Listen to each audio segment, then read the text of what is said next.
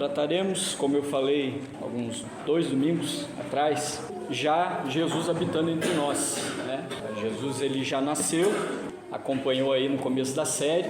Jesus ele está entre nós, ele foi batizado, começa o seu ministério e ele passa então a nos ensinar sobre ele. A maior fonte e a principal fonte sobre Jesus não é Paulo, não é Pedro, que escreve nas suas 2 cartas com muita, não tinha como ser diferente, né? Inspirados pelo Espírito Santo, mas com muita precisão e de forma muito precisa sobre quem Jesus é.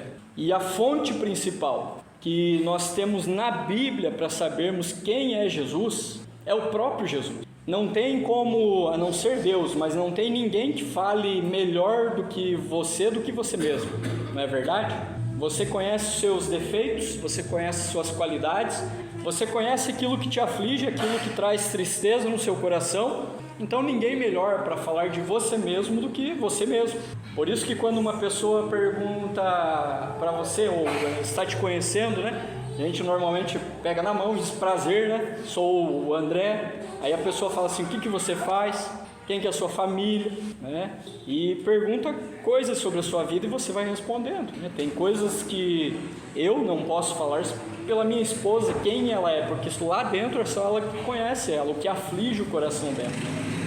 Então Jesus é a principal fonte para que a gente conheça Jesus. Não é um livro, inclusive um livro de teologia. Deixa eu ir lá em uma teologia sistemática para saber quem é Jesus. Se não foi a Bíblia que te levou a isso, você está perdendo seu tempo. Porque ali é um homem limitado que escreveu aquele livro, tão limitado quanto você, para dizer qual é a essência de Jesus. Não é a nossa confissão de fé de Westminster que vai falar quem é Jesus para nós. Não são os nossos documentos históricos que vão falar, mas é a própria pessoa do Senhor Jesus que fala dele mesmo.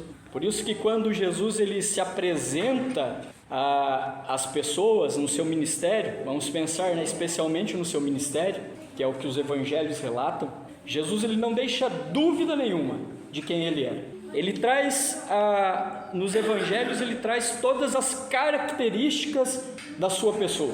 E você pode perceber isso, citar um exemplo de forma mais breve aqui, quando Jesus, é o mesmo Jesus que está em uma festa de casamento, festejando lá com pessoas que eram amigas dele, foi convidado para aquele casamento, e de repente lá na frente, um pouco mais à frente, você vê o mesmo Jesus caminhando sobre as águas. O mesmo Jesus que passou fome, alimentando uma multidão.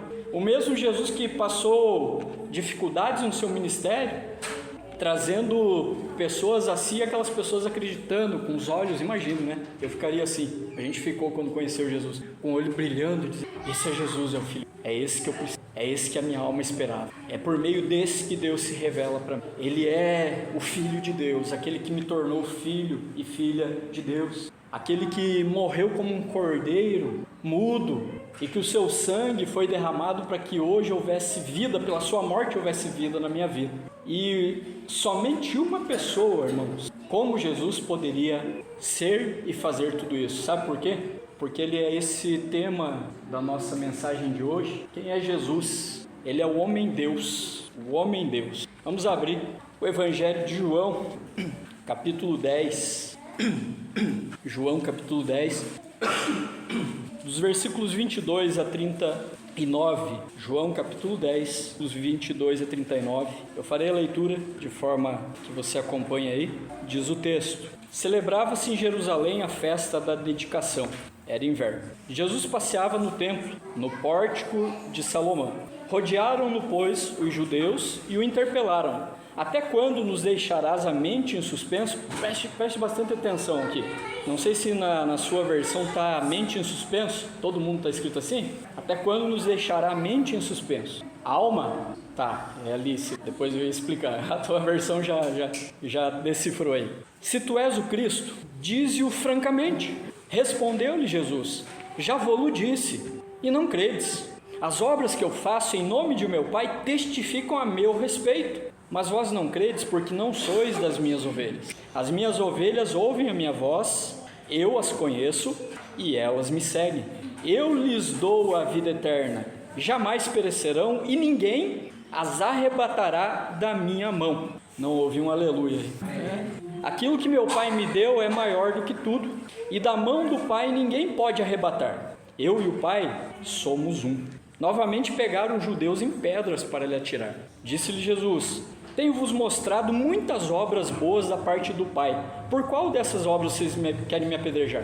Responderam-lhe os judeus: não é por boa obra que te apedrejamos, e sim por causa da blasfêmia, pois sendo tu homem, se fazes Deus a ti mesmo. Replicou-lhe Jesus: não está escrito na vossa lei, eu disse, sois deuses? Se ele chamou deuses aqueles a quem foi dirigida a palavra de Deus, a Escritura não pode falhar. Então, daquele a quem o Pai santificou e enviou ao mundo, dizeis: tu blasfemas, porque declarei sou filho de Deus. Se não faço as obras de meu Pai, não me acrediteis. Mas se faço e não me credes, crede nas obras, para que possais saber e compreender que o Pai está em mim e eu estou no Pai. Nesse ponto, procuravam outra vez prendê-lo, mas ele se livrou das suas mãos. Pai amado, Pai querido, Tua palavra foi lida.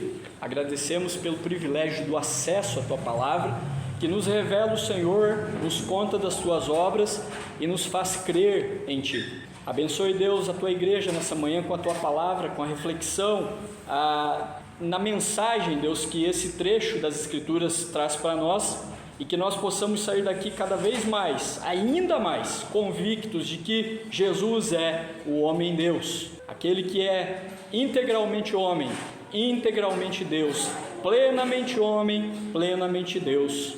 No nome santo dele que nós oramos, amém. Você percebe o contexto aqui, né? Uma das grandes festas do povo judeu estava acontecendo, era a festa da dedicação, em que no ano 165 a.C., Judas Macabeu, por isso que você tem nos livros apócrifos lá, livro dos Macabeus, né? Conta a história, como livro histórico, um importante documento, mas você teve você teve personagens que faziam parte de um clã que trazia esse nome. Então Judas Macabeu era um desses líderes desse grupo, que fez o quê? No ano 165 a.C., ele libertou o povo judeu das mãos de Antíoco Epífanes, ou Epifânio. Na história lá você vai encontrar. O que esse cara tinha feito de mal? Ele tinha corrompido o templo e ele tinha inclusive feito um sacrifício de um porco no altar do templo. E ele trouxe com isso ele trouxe uma intriga, né, dos judeus, ao ponto de levantar esse grupo para fazerem uma guerra civil, vamos chamar assim, contra Antíoco Epífanes. E em 165 a.C., liderados por Judas Macabeu, eles limpam e purificam o templo novamente. Essa festa então passa a ser comemorada no calendário judeu como a festa da dedicação, em que o templo foi novamente dedicado, segundo a tradição deles, a Deus.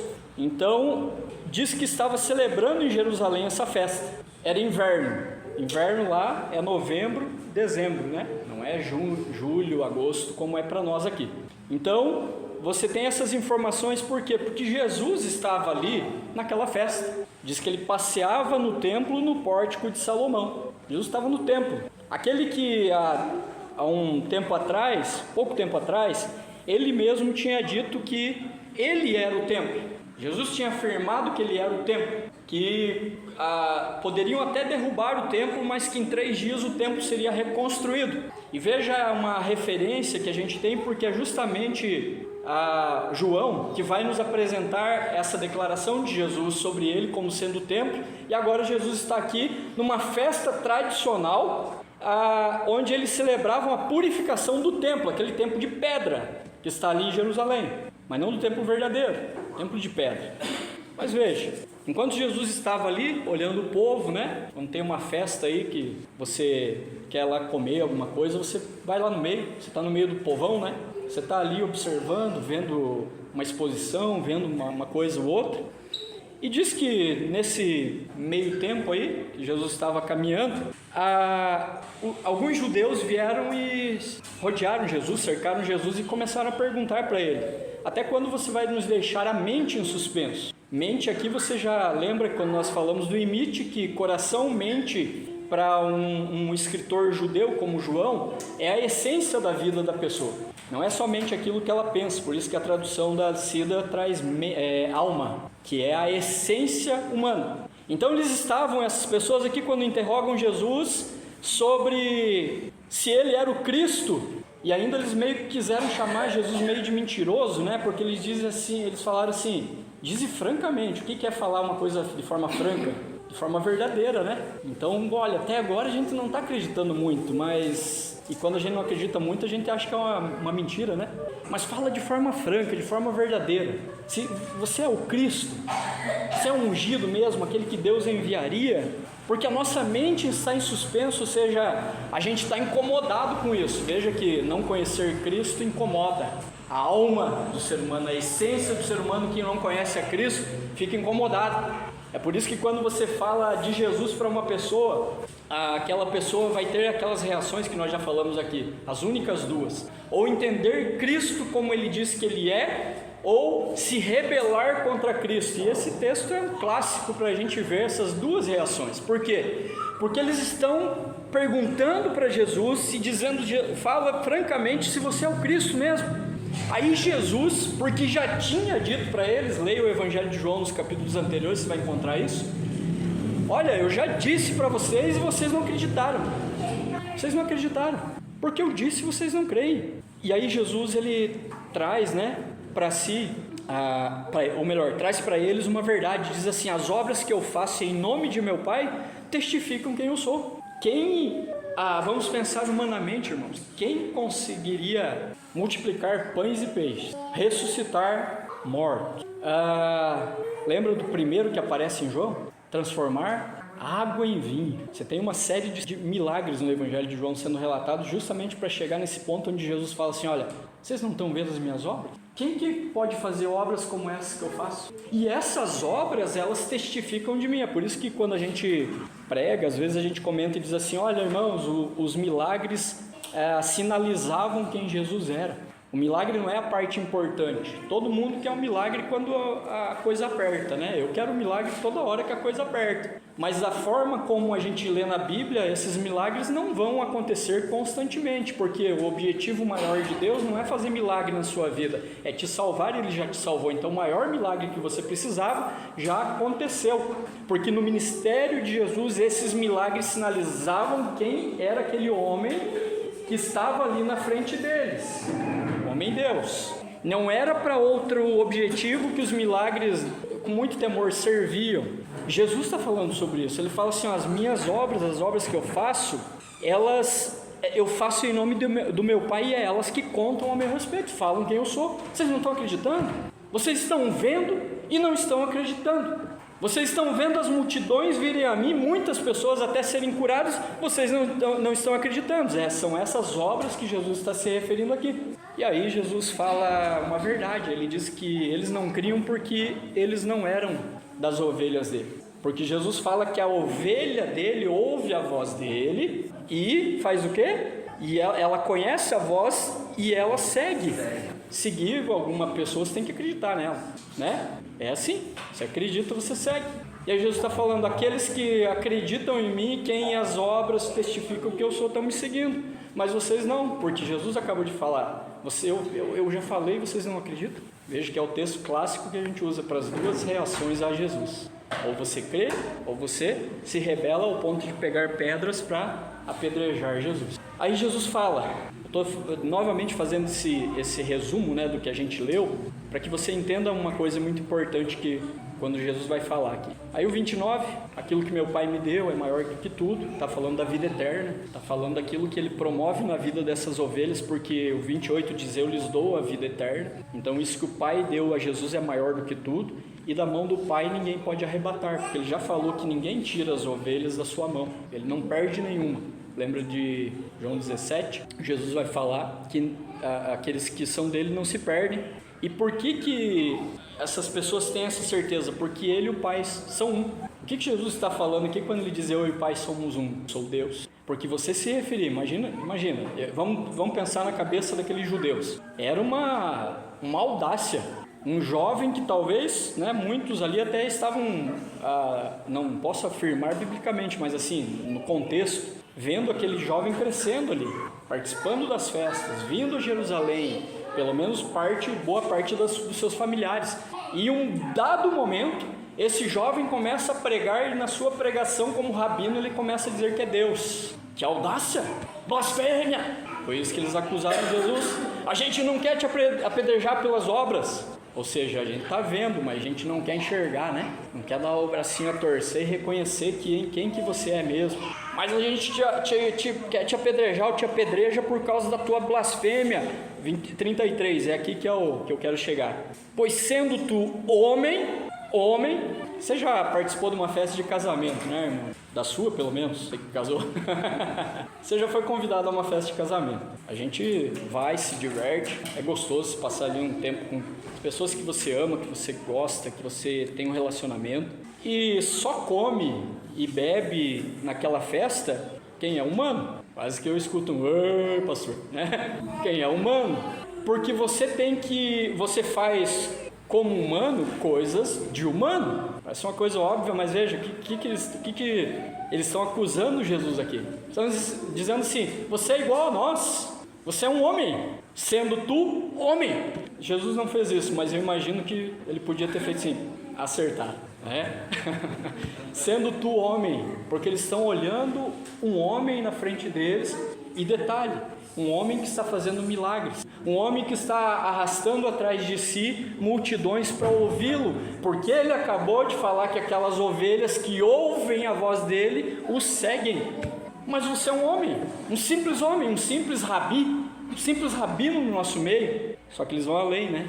Eles dizem assim: sendo tu homem, te fazes Deus a ti mesmo, te fazes, ou seja, você está afirmando que é Deus. Como que pode você falar isso? Nós somos judeus, nós temos apenas um Deus, Jeová, Yahvé. Não pode haver outro Deus, não pode haver um segundo Deus, muito menos um semideus. Alguém que sendo homem está dizendo que é Deus. Não pode isso é blasfêmia. E aí Jesus, né, ele cita o Salmo 82, versículo 6 para eles. Veja que Jesus vai na palavra, Jesus nunca refutou nenhuma acusação contra ele, se não fosse pela palavra. Quando a tentação do diabo, ele refuta no deserto, ele refuta o diabo com a palavra. E aqui Jesus citando o Salmo 82, eu não vou entrar no contexto porque é uma pregação de mais uma hora, para te explicar o Salmo 82, essa expressão do Elohim aqui, tá? Mas Jesus, ele está falando o seguinte: olha, lá no Salmo 82, Deus ele chama aqueles a quem foi dirigida a palavra de Deus, de deuses, com D minúsculo ali, né? Não se referindo à pessoa Deus, mas Deus chama aquelas pessoas do Salmo 82, que no contexto lá eram os juízes, os líderes do povo, que por representarem o povo também era, de certa forma, estava sendo chamado de Elohim, ou seja, Elohim significa esse é o termo mais no radical da palavra, lá na raiz, é uma reunião de deuses. Uma hora a gente conversa sobre isso, certo? E diferente dos outros pregadores por aí que dizem que a gente é um deus, um semideus, tá? Isso não tem nada a ver com o Salmo 82, não é isso que significa. Mas veja, Jesus citando a Escritura, ele diz: não está escrito, versículo 34, na vossa lei eu disse sois Deus. Se ele chamou deuses, e se referindo a Deus, né? Foi Deus que chamou de deuses, aqueles a quem foi dirigida a palavra de Deus, e a Escritura não falha. Então, daquele a quem o Pai santificou e enviou ao mundo, ou seja, ele está falando Deus Pai mandou eu para o mundo e santificou. Vocês estão falando que essa pessoa está blasfemando porque ela diz que é filho de Deus. Em outras palavras, Jesus está falando, a palavra está dizendo que Deus chamou pessoas, pecadores imitados de deuses, e eu que faço todos esses milagres aqui e afirmo que eu e o Pai somos um, vocês falam que eu sou um blasfemo? Mais ou menos assim. Como pode? Me expliquem isso. Me deem uma explicação sábia sobre vocês olharem para a Escritura, Deus chamando simples mortais e pecadores de deuses, e eu que faço todas essas obras que nenhum homem faz. Vocês estão falando que eu sou um herege, um blasfemo, uma pessoa que está blasfemando contra o nome de Deus, porque eu digo sou filho de Deus, e filho aqui no texto é com F maiúsculo, né? É se referindo àquela filiação que, quando Jesus foi batizado, o Pai disse: esse é o meu Filho amado, a quem me compraz, ou em quem tem prazer, autenticando ali a filiação de Jesus como o Filho unigênito que foi enviado. E aí Jesus fala, ele completa, né, dizendo assim: se eu não faço as obras do meu Pai, não me acrediteis. Simples. Se eu não faço essas obras por parte de Deus, então não acreditem em mim. Mas se eu faço e não me credes, credes nas obras. Jesus está falando assim: vocês não acreditam em mim, mas então olhem para as obras. Acreditem nessas obras. Vejam que tem cegos enxergando, aleijados voltando a caminhar, mortos ressuscitando, multidão que estava lá sem ter o que comer, a sair ali, inclusive de peixes mortos, não eram nem de peixes vivos, é vida no deserto para eles, quando houve a multiplicação. Acreditem nisso, para que possais saber e compreender que o Pai está em mim e eu estou no Pai. Aí sabe o que eles fizeram? Outra vez eles quiseram prender Jesus pela sua... Jesus, meus irmãos, ele disse que nesse texto, homem, porque quando eles falaram, sendo tu homem, ele não falou assim: não, eu sou Deus, eu não sou homem, não sou humano, eu sou Deus. Não, ele viveu como um homem, ele não disse que eles estavam errados, mas Jesus sempre mostrou no seu ministério obras que somente Deus pode fazer para testificar e apontar essa verdade de que ele era Deus entre nós. Ele é o homem Deus, ele é plenamente homem, plenamente Deus. Não existe como você separar essas duas realidades, que na verdade a gente poderia dizer é uma realidade, né? Mas para a gente compreender duas realidades, em que o mesmo Deus que está entre nós é um ser humano como nós, mas sem pecado, já disse as Escrituras.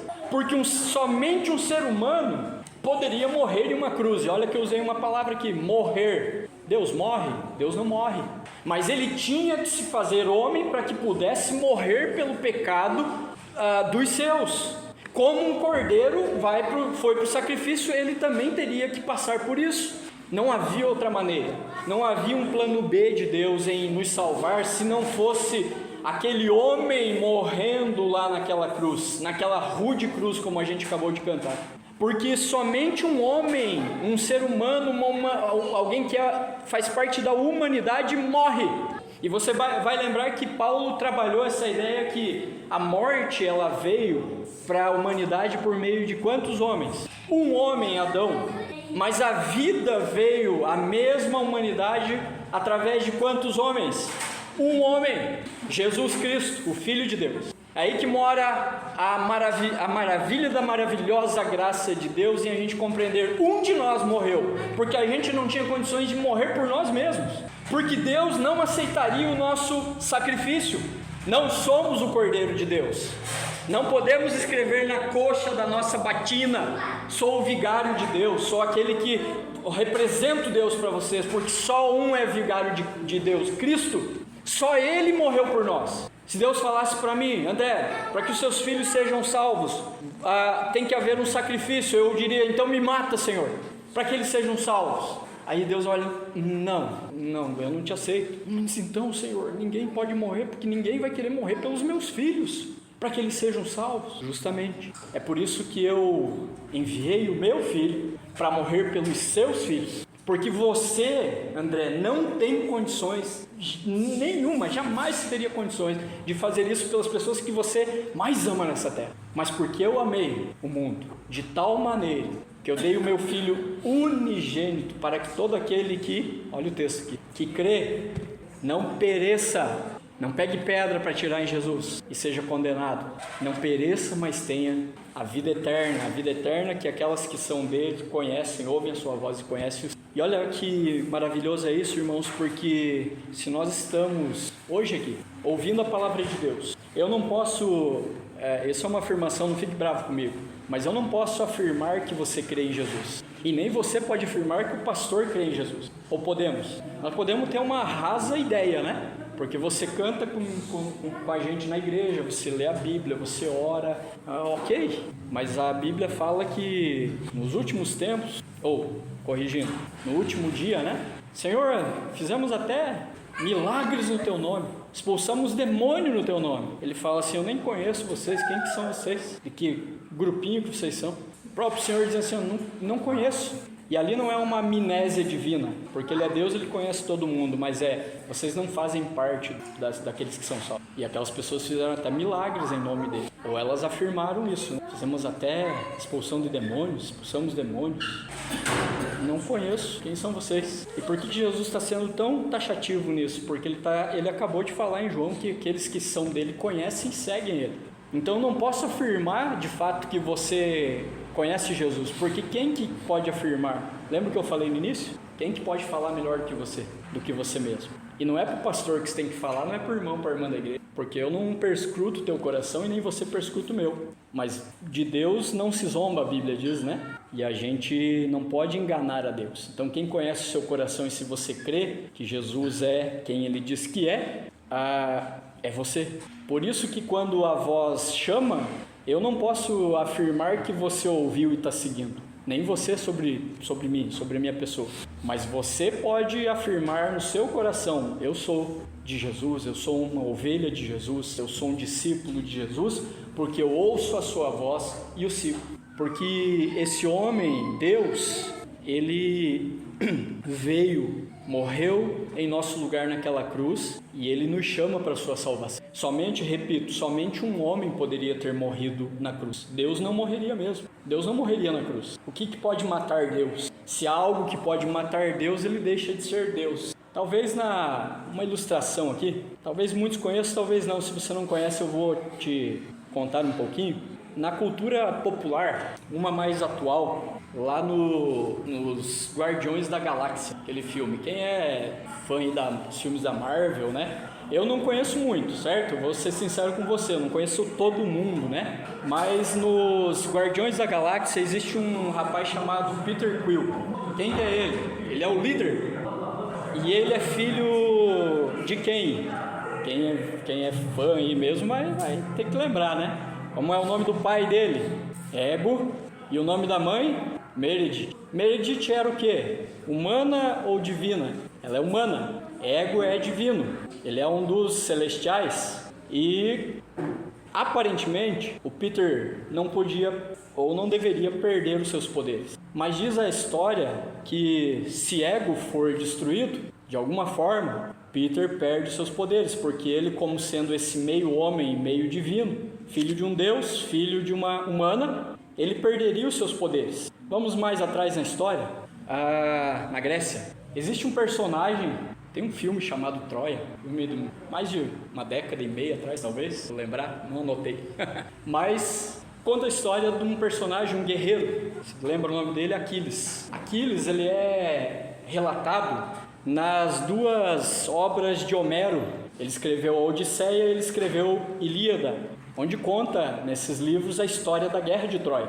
E aqui em Ilíada, ele não conta a morte do Aquiles, mas ele apresenta mais o guerreiro Aquiles. E Aquiles, ele é filho, ele é um semideus, né? E a sua mãe diz que quando Aquiles nasceu, houve uma profecia que ele teria uma vida gloriosa, porém curta. E a sua mãe, querendo protegê-lo, ela pega Aquiles, na mitologia, né?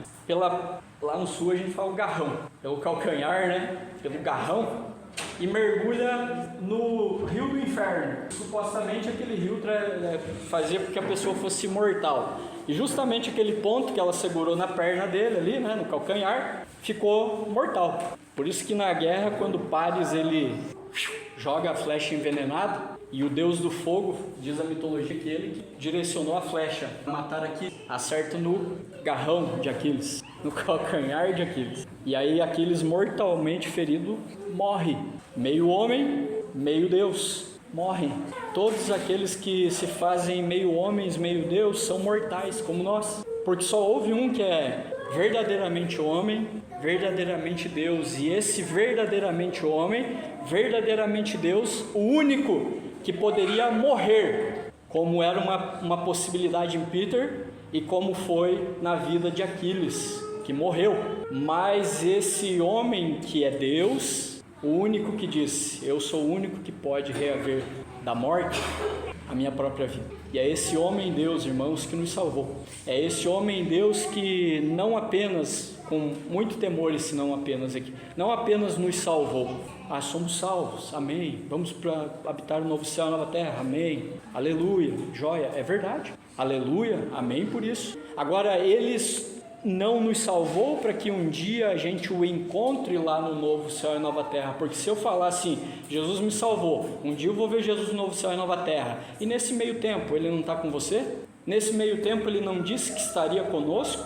Mesmo sim, pelos nossos olhos mortais e humanos, a gente ainda não o pode enxergar na nossa frente aqui, visivelmente, corporalmente, mas a gente crê que aquele que João, lembra o texto que eu li no domingo passado em Apocalipse, que João viu sentado num trono como um cordeiro que foi imolado, é o Jesus, homem e Deus, que está sentado no trono.